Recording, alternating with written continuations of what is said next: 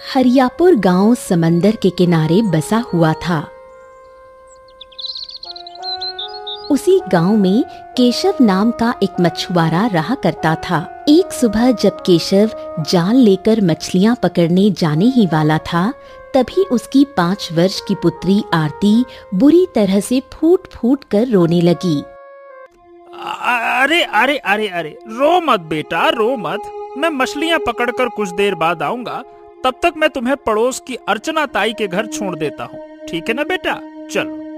इतना कहकर केशव ने अपनी पुत्री आरती को उठाया और अपना ख्याल रखने की बात कहते हुए अर्चना ताई के घर चला गया। अर्चना ताई, मैं कुछ देर बाद आ जाऊंगा। तब तक मेरी बेटी का ख्याल रखना, है ना? ऐसा कब तक चलेगा केशव? तेरी पत्नी का देहांत हुए 2 वर्ष से ज्यादा हो चुके हैं। तेरी बिटिया 5 वर्ष की हो गई है। इसे एक माँ की जरूरत है। तू कब समझेगा? अर्चना ताई की बात सुनकर केशव की आंखों में आंसू आ गए। क्या करूं ताई, मैं अपनी पत्नी से इतना प्रेम करता था कि किसी और के बारे में सोच ही नहीं पाता। मुझे नहीं लगता कि अब कोई मेरी पत्नी जैसी सुशील और संस्कारी लड़की मिलेगी। आप मेरी बेटी का ख्याल रखिएगा। मैं थोड़ी देर में लौट कर आता हूँ, है ना? हाँ। इतना कहकर केशव अपना जाल लेकर समंदर के किनारे चला गया और जाल समंदर में फेंक दिया। जैसे ही उसने जाल फेंका, अचानक जाल भारी हो गया। लगता है कि जाल में बहुत बड़ी मछली फंस गई है। नहीं तो इतना भारी जाल तो कभी नहीं होता। और एक साथ इतनी मछलियां भी कभी नहीं फंसी। चलो खींचता हूँ। इतना कहकर केशव ने जाल खींचना शुरू किया। जाल के अंदर का दृश्य देखकर वो पूरी तरह से आश्चर्य में पड़ गया। जाल के अंदर एक बहुत ही सुंदर स्त्री बेहोश अवस्था में मिली। केशव ने तुरंत उसे बाहर निकाला और होश में लाने की कोशिश की। सुंदर स्त्री होश में आ गई और आश्चर्य से अपने चारों ओर हक्की बक्की होकर देखने लगी। अरे तेरी, तुम जाल में कैसे फंसी मिली? तुम कौन हो और समंदर में कैसे गिर गई? तुम्हारा जीवित बचना तो चमत्कार है। स्त्री कुछ देर चुप रही, फिर बोली, मुझे कुछ भी याद नहीं। मैं कौन हूँ, यहाँ कैसे आई, कुछ भी याद नहीं। लगता है ये अपनी याददाश्त खो चुकी है। अगर मैं इसे ऐसे ही छोड़ दूं तो बेचारी जाएगी कहाँ? एक काम करता हूँ, इसे अपने पास रख ले। हो सकता है कुछ दिनों में इसकी याददाश्त लौट आए, तब ये अपने परिवार के बारे में कुछ बता सकेगी। फिर हम इसे इसके घर पहुंचा देंगे। इतना कहकर अर्चना ताई वहां से चली गईं। समय यूं ही बीतता रहा, परंतु पूनम की याददाश्त नहीं लौटी। लेकिन केशव के मन में पूनम के प्रति प्रेम की घंटी जरूर बजने लगी। एक दिन केशव ने पूनम की ओर देखकर कहा, अब देखो, मुझे ये कहते हुए अच्छा तो नहीं लग रहा, लेकिन मुझे तुमसे प्रेम हो गया है। क्या तुम मुझसे शादी करोगी? पूनम मुस्कुराई और हामी भर दी। दोनों ने मंदिर में जाकर विवाह कर लिया। केशव का जीवन फिर से बदल गया। उसकी 5 वर्ष की पुत्री को एक माँ का सहारा मिल गया। पूनम ने आरती को अपनी सगी माँ से भी ज्यादा प्रेम दिया। समय बीता। कुछ महीनों बाद पूनम ने एक सुंदर पुत्र को जन्म दिया। इस बच्चे को देखकर केशव खुशी से चिल्ला उठा, अरे वाह वाह वाह वाह वाह! अरे वाह, तुमने तो एक राजकुमार को जन्म दिया है। हाय हाय हाय हाय, बिल्कुल राजकुमार जैसा दिखता है। तो फिर इस राजकुमार का नामकरण भी कर दीजिए। केशव ने अपने पुत्र को गोद में उठाया और कहा, अले मेरे बच्चे, दुनिया इसे आदित्य के नाम से बुलाएगी। आदित्य मेरा बेटा। समय यूं ही बीतता गया। पूनम के हाथों आदित्य और आरती की परवरिश होने लगी। पूनम ने दोनों को सगी माँ की तरह प्रेम किया। उसने कभी भी आदित्य और आरती में सौतेलेपन का कोई फर्क नहीं किया। देखते ही देखते आदित्य 10 वर्ष का हो गया और आरती 15 वर्ष की। एक दिन पूनम नींद से उठी और अपने पति केशव से कहा, आज मैं भी तुम्हारे साथ समंदर चलूंगी। केशव चौंक गया और बोला, 10 वर्षों बाद तुमने पहली बार ये बात कही है, और वो भी अब जब समंदर का पानी उफान पर है। क्या तुम्हें नहीं पता कि पिछले कुछ दिनों से समंदर में विचित्र तूफान आ रहा है? कोई बात नहीं, मैं समंदर से दूर रहूंगी। और हाँ, मेरे साथ मेरा पुत्र आदित्य और पुत्री आरती भी जाएंगे। केशव मुस्कुराया और अपने परिवार को समंदर के किनारे ले गया। समंदर को देखकर आरती डरते हुए बोली, पिताजी, समंदर का पानी तो बहुत तूफानी हो रहा है, क्या आप जल्दी जाल फेंकेंगे? नहीं, जब समंदर का पानी तूफान होता है तब मछलियां स्वयं किनारे की ओर आ जाती हैं। मछुआरे को मेहनत नहीं करनी पड़ती। आदित्य समंदर की लहरों को बहुत ध्यान से देख रहा था। तभी पूनम ने भी समंदर की ओर विचित्र नजरों से देखा और अचानक आदित्य की ओर मुड़कर बोली, क्या देख रहे हो? न जाने क्यों मुझे इस समंदर से एक गहरा रिश्ता महसूस हो रहा है माँ। पूनम मुस्कुराई और बोली, याद रखना बेटा, अगर भविष्य में कभी तुम्हें समंदर में कोई विशेष काम पड़े या कोई मुसीबत आए तो तुम समंदर की रक्षक से मदद मांगना। ये सुनकर मासूम आदित्य चौंक गया और बोला, क्या समंदर के अंदर रक्षक होती है माँ? हाँ बेटा, समंदर की बहुत सारी रक्षक होती हैं। हाँ, हो, अगर बहुत सारी रक्षक होती हैं तो उनके नाम भी होते होंगे ना? मैं किस नाम से रक्षक को पुकारूं? ये समझ लो कि समंदर की रक्षकों की भी एक रानी होती है। मैं तुम्हें एक रानी का नाम बताती हूँ, तुम कभी मत भूलना।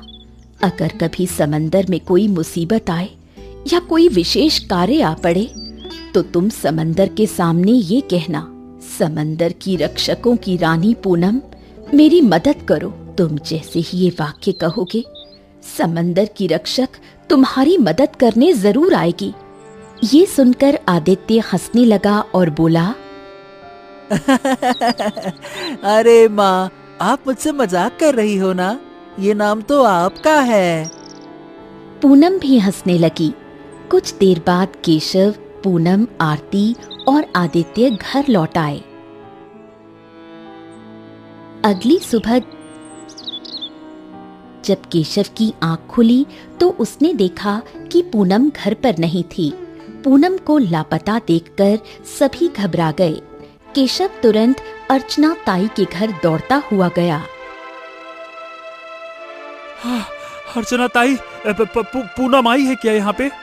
नहीं बेटा, पूनम तो यहाँ नहीं आई। ये सुनकर केशव और भी अधिक घबरा गया। वो गांव भर में लोगों से पूनम के बारे में पूछने लगा।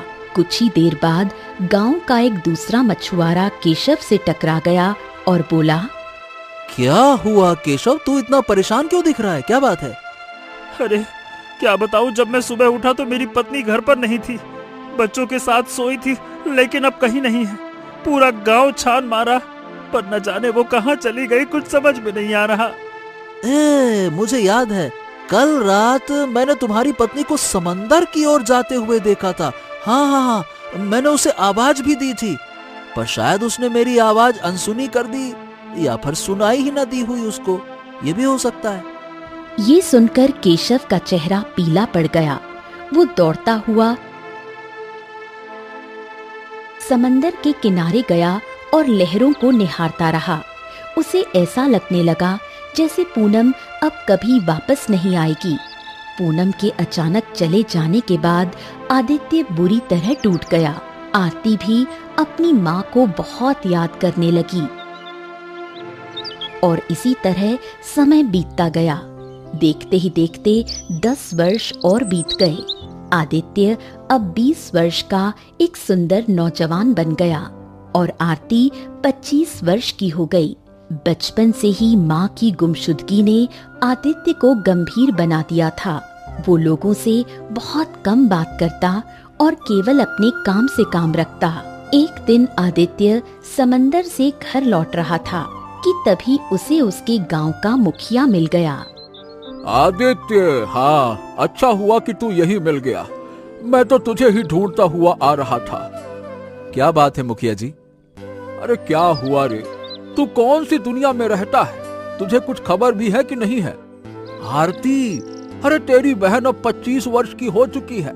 इस उम्र में लड़कियों के हाथ पीले हो जाते हैं और तू अभी तक उसे घर पर ही बैठा कर रखा है। क्या है रे ये? है? ये सुनकर आदित्य गंभीर हो गया। हाँ, आप बिल्कुल सही कह रहे हैं मुखिया जी। मैं आज ही इस विषय में अपने पिताजी से बात करता हूँ। ठीक, धन्यवाद। इतना कहकर आदित्य वहाँ से चला गया और सीधे अपने पिता केशव के पास पहुँचा। उसने मुखिया और अपनी बातचीत के बारे में उन्हें सब कुछ बताया। अब पिताजी, हमको लगता है कि आरती के हाथ पीले कर देने चाहिए। ये सुनकर केशव की आंखों में उदासी छा गई। तू तो जानता है बेटा, गरीब के घर में कोई अच्छा रिश्तेदार नहीं आता। इससे पहले भी कई अच्छे रिश्ते आए, लेकिन हमारी गरीबी देखकर सबने मना कर दिया और मैं अपनी बेटी को किसी अहरे गहरे को नहीं देना चाहता। आदित्य ये सुनकर और भी गंभीर हो गया।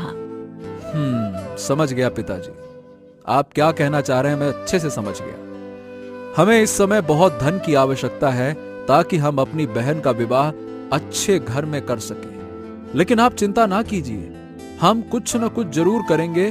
और हम बिल्कुल नहीं चाहते पिताजी कि आज जोन बात मुखिया जी ने कही है, कल को मोहल्ले की औरतें भी हमारी बहन पर शादी ना होने का ताना मारे। ये हम बिल्कुल ना होने देंगे।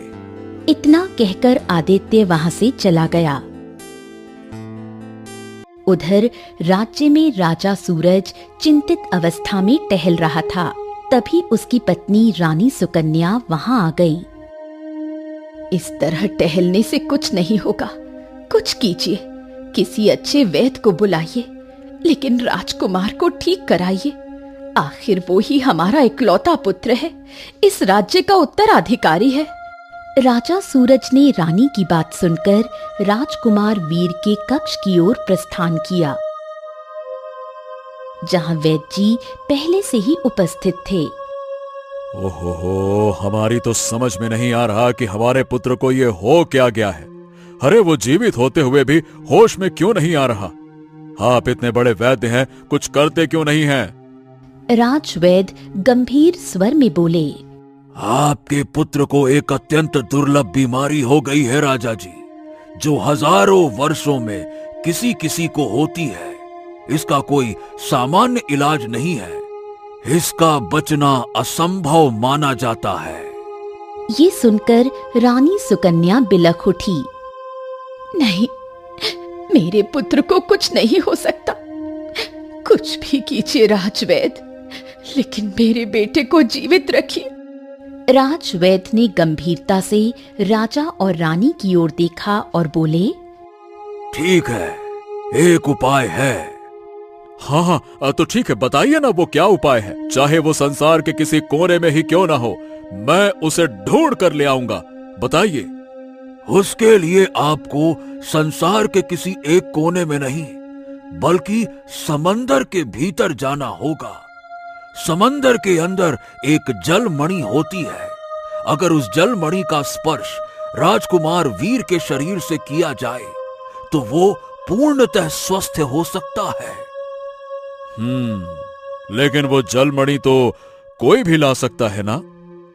नहीं, उस जलमणि को केवल वही प्राप्त कर सकता है जिसके शरीर में 2 प्रजातियों का रक्त बहता हो, जिसका मन लोभ और मोह से मुक्त हो और जिसका दिल पूर्णतः शुद्ध हो। 2 प्रजातियों का रक्त? आपका मतलब क्या है? मैं समझा नहीं। राजवैद्य एक विचित्र मुस्कान के साथ बोले, दो प्रजातियों से मेरा आशय है। जैसे हम मनुष्य इस पृथ्वी के वासी हैं, वैसे ही आकाश गंगा में और भी जीव हैं जो पृथ्वी पर प्रकट हो चुके हैं। यदि किसी एक अन्य ग्रह का प्राणी पृथ्वी पर आ गया हो और उसने किसी मानव स्त्री से संतान उत्पन्न की हो, तो उस संतान के शरीर में मनुष्य और परग्रहवासी दोनों प्रजातियों का रक्त होगा। ये सुनकर राजा सूरज हक्का बक्का रह गया। क्या बात कर रहे हैं? ये काम तो असंभव है। लेकिन ठीक है, फिर भी मैं हार नहीं मानूंगा, देखता हूं मैं। इतना कहकर राजा सूरज ने सारे राज्य में ऐलान करवा दिया। सुनो सुनो सुनो, जो कोई भी समंदर के भीतर से जलमणि प्राप्त करके लाएगा, राजा सूरज उसे अपना आधा राज्य सौंप देंगे। सुनो सुनो सुनो। जब ये बात उड़ते उड़ते आदित्य के कानों तक पहुंची, तो वो तुरंत अपने पिता केशव के पास गया। पिताजी, अगर हम जलमणि को प्राप्त करके राजा सूरज को दे दें, तो वो तो हमको आधा राज्य सौंप देंगे। लेकिन हमको आधा राज्य नहीं, हमको तो बस केवल बहुत सारा धन चाहिए। हम उनसे वही मांगूंगा, ताकि अपनी बहन आरती का विवाह बढ़िया से कर सकूं। क्या कहते हैं पिताजी? अरे क्या कहते हैं? क्या तुम पागल हो गए हो क्या? जलमणि केवल दंत कथाओं तक सीमित है, उसका कोई भी वजूद नहीं है। फालतू की बात करते हो। लेकिन पिताजी, हमारा मन नहीं मानता। हमारा मन कहता है कि जलमणि सच में समंदर में कहीं ना कहीं तो जरूर मौजूद है। ओह, मान लिया कि वो कहीं मौजूद है, तो तुम उसे हासिल कैसे करोगे? समंदर कोई तुम्हारे गांव जितना छोटा नहीं है, वो इतना विशाल है कि उसका कोई अंदाजा ही नहीं लगा सकता। समंदर के अंदर तुम उसे कहां ढूंढोगे बताओ भला? तुम एक असंभव कार्य करने की सोच रहे हो, समझे? आदित्य ने अपने पिता की बात का कोई उत्तर नहीं दिया और सीधे राजमहल की ओर चल पड़ा। राजमहल के दरबार में राजा सूरज अपनी पत्नी रानी सुकन्या के साथ बैठा था। आदित्य ने राजा सूरज की ओर देखा और कहा, महाराज, हम हैं आदित्य, एक मछुआरा। अगर हम जलमणि ढूंढकर आपके हवाले कर दें, तो क्या आप सच में हमको अपना आधा राज्य देंगे? हमने वचन दिया है और ये समस्त प्रजा जानती है कि हम अपने वचनों के कितने पक्के हैं। यदि तुम ये कार्य पूरा कर दो, तो केवल आधा राज्य ही नहीं, हम तुम्हें बहुत कुछ देंगे। महाराज, ना मुझे आपका आधा राज्य चाहिए, ना बहुत कुछ। हमको तो केवल इतना धन चाहिए जिससे हम अपनी बहन आरती का विवाह धूमधाम से कर सकें। इसके अलावा हमको और कुछ नहीं चाहिए। ये सुनकर राजा सूरज चौंक गया।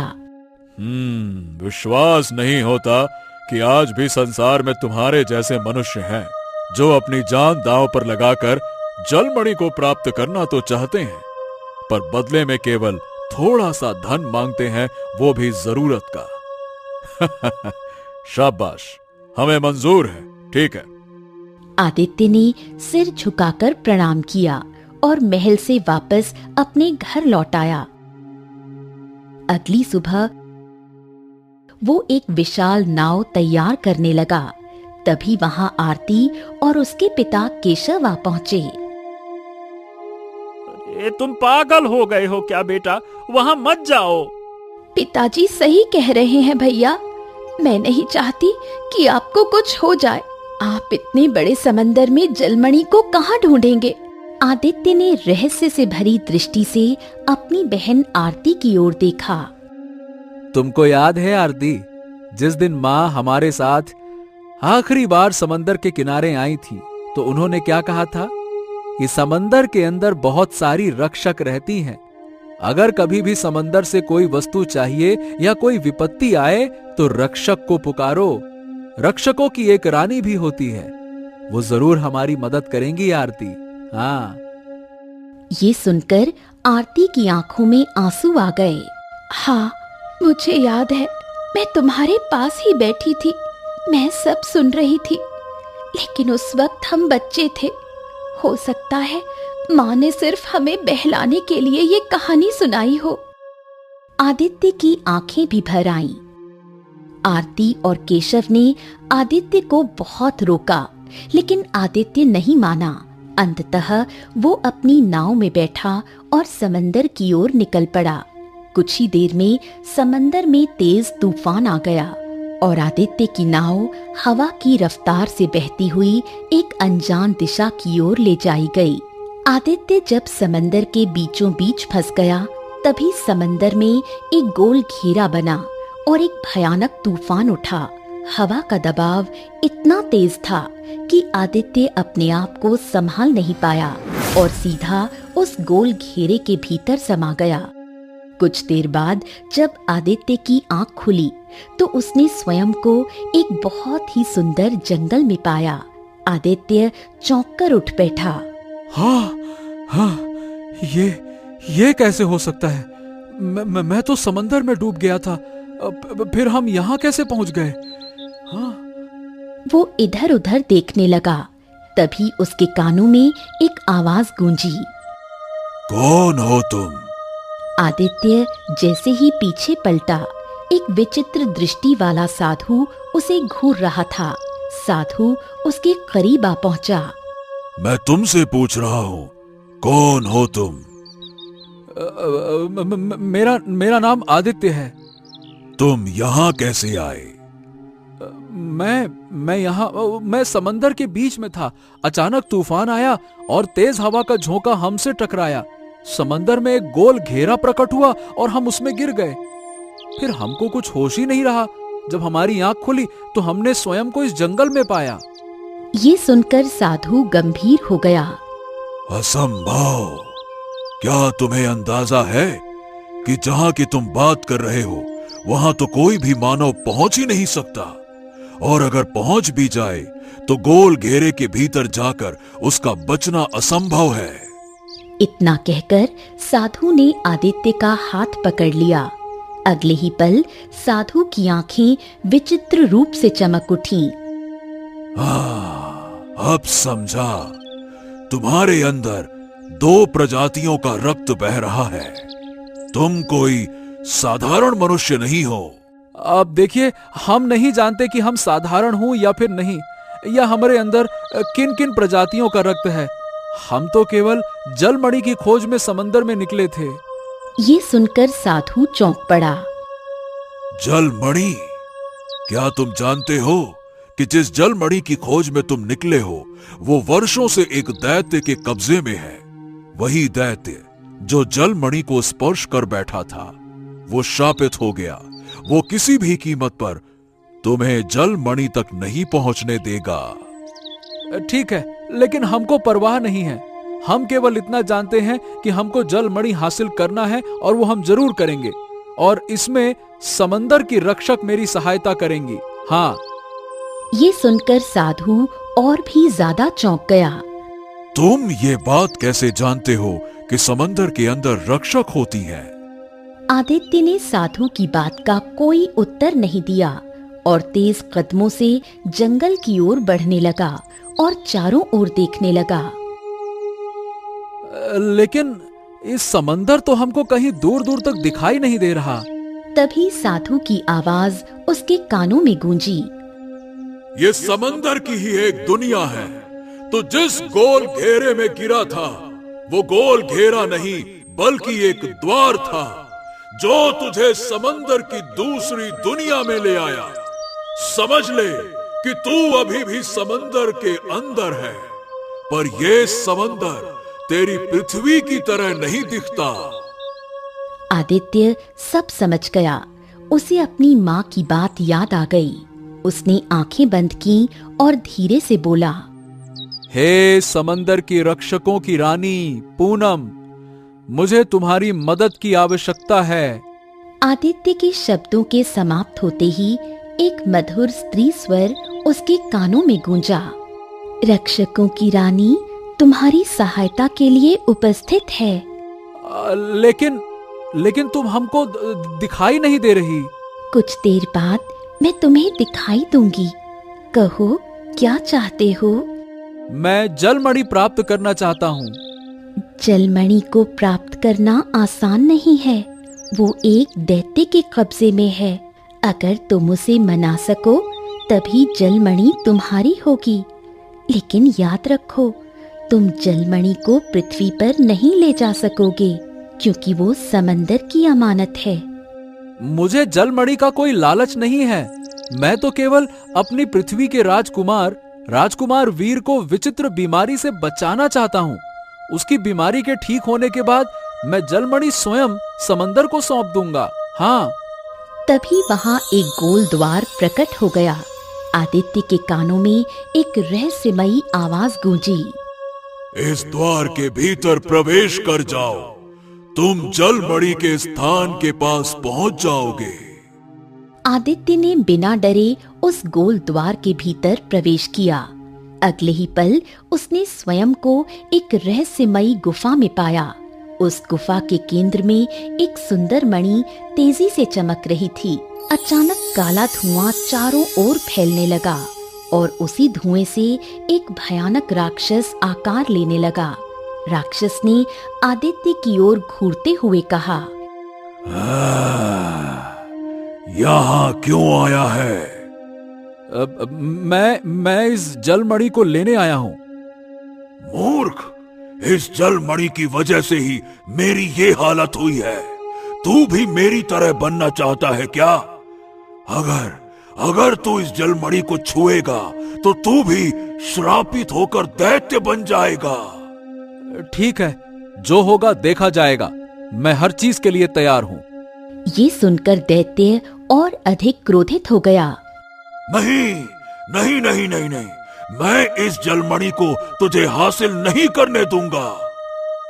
देखो, अगर जलमणि को छूने के बाद मेरी हालत नहीं बदली तो इसका मतलब है कि मैं इसकी शक्ति को नियंत्रित कर सकता हूँ, और अगर यदि ऐसा हुआ तो मैं तुम्हें इस श्राप से मुक्त भी कर सकता हूँ। सोच लो। ये सुनकर दैत्य कुछ देर सोच में डूब गया। ठीक है, ठीक है। जैसे ही आदित्य ने जलमणि को स्पर्श किया, जलमणि के भीतर से एक दिव्य आवाज गूंजी। तुम शुद्ध मन वाले मनुष्य हो और एक जलपरी की संतान हो। ये सुनकर आदित्य पूरी तरह से चौंक गया। उसी क्षण दैत्य ने कहा, अरे तुम्हें तो कुछ नहीं हुआ। अब बताओ, तुम मुझे इस श्राप से कैसे मुक्त करोगे? बताओ। हे जलमणि, मुझे इस दर्द में पड़े प्राणी को श्राप से मुक्त करना है। कृपया मार्ग दिखाओ। जलमणि के भीतर से रंग बिरंगी किरणें निकलने लगीं और देखते ही देखते वो दैत्य एक सुंदर पुरुष में परिवर्तित हो गया। उसी पल फिर से एक गोल द्वार प्रकट हुआ और एक आवाज आई, इस द्वार में प्रवेश कर जाओ।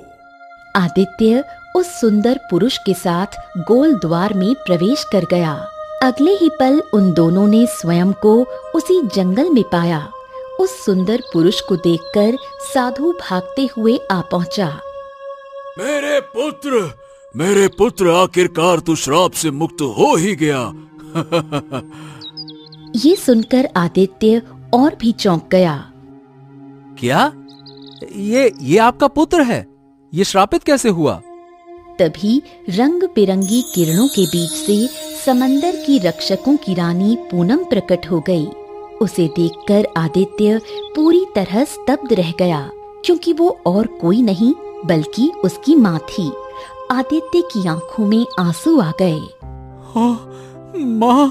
माँ, ये तो आप हैं। ये सब क्या है? क्या आप ही रक्षकों की रानी हैं? माँ। हाँ। पूनम मुस्कुराई, लेकिन उसकी आंखों में आंसू थे। आदित्य की आवाज कांपने लगी। तब मुझे अब समझ में आ रहा है, जलमणि ने कहा था कि मैं एक मनुष्य और जलपरी की संतान हूँ। तो क्या आप जलपरी हैं? हाँ मेरे पुत्र, मैं एक जलपरी ही हूँ। सुनो, जो तुम्हें ये साधु दिख रहा है, दरअसल बरसों पहले इसके पुत्र के मन में एक लालच आ गया था जलमणि को प्राप्त करने का। उसने अपनी विद्याओं के जरिए समंदर के द्वार खोलने में सफलता पाली।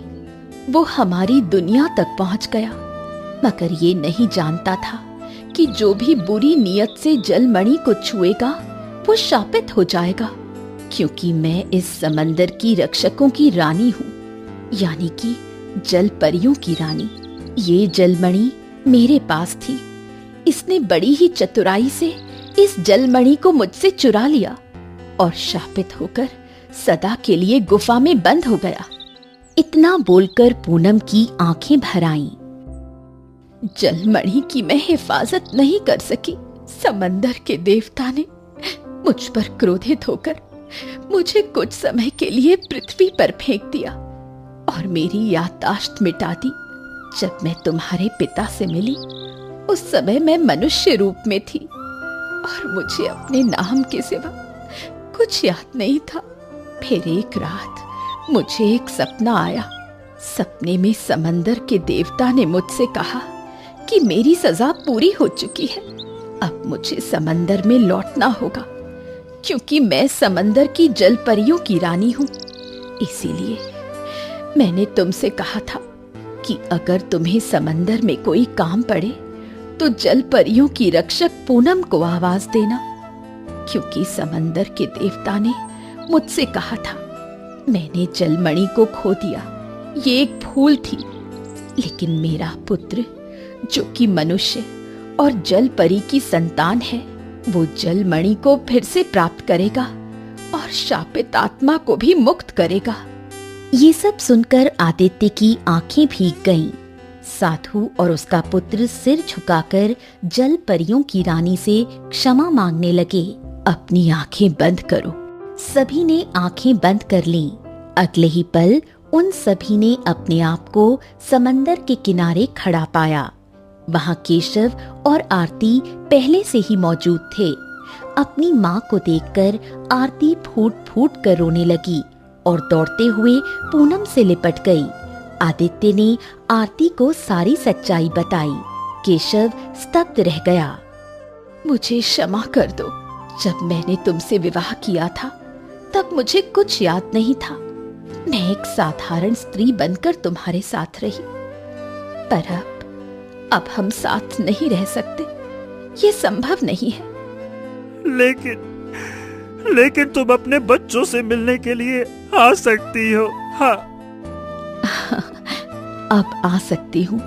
पहले मुझे इजाजत नहीं थी, लेकिन अब आ सकती हूँ।